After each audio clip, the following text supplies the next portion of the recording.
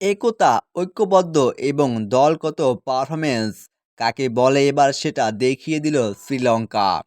পাকিস্তানের বিপক্ষে ব্যাট হাতে শ্রীলঙ্কার সকল ব্যাটারই দারুণ পারফরম্যান্স করে একেবারে ঐক্যবদ্ধভাবে একেবারে রান করে ১২ ওভারে ১৬০ রানের বিশাল পুঁজি সংগ্রহ করেছিল এবং তারই কারণে পাকিস্তানকে ১৪ রানের ব্যবধানে হারিয়ে সিরিজ জয় করে নিল শ্রীলঙ্কা।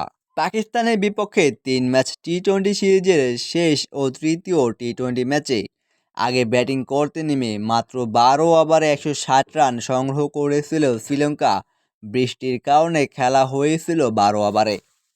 সেখানে ব্যাট হাতে কামিল মিশ্রা করেন ৮ বলে ২০ রান, কুশাল মেন্ডিস ১৬ বলে করেন ৩০ রান, ধনঞ্জয় দি সিলভা ১৫ বলে করেন ২২ রান এবং ১৩ বলে ২১ রান করেন আসালাঙ্কা এবং মাত্র ৯ বলে ৩৪ রান করেন দাসুন সানাকা।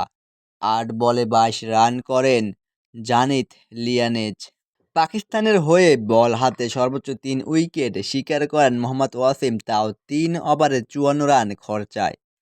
১৬১ রানের লক্ষ্য তাড়া করতে নেমে মাত্র ১৪৬ রান সংগ্রহ করেছিল ৮ উইকেট হারিয়ে পাকিস্তান ১২ ওভারে, যেখানে পাকিস্তানের হয়ে সর্বোচ্চ মাত্র ১২ বলে ৪৫ রান করেন পাকিস্তানের অধিনায়ক সালমান আলী আগা। ১৫ বলে ২৮ রান করেন মোহাম্মদ নওয়াজ এবং ১৫ বলে ২৬ রান করেন খাজা নাফি। লঙ্কানদের হয়ে বল হাতে সর্বোচ্চ ৪ উইকেট শিকার করেন ওয়ানিন্দু হাসারাঙ্গা।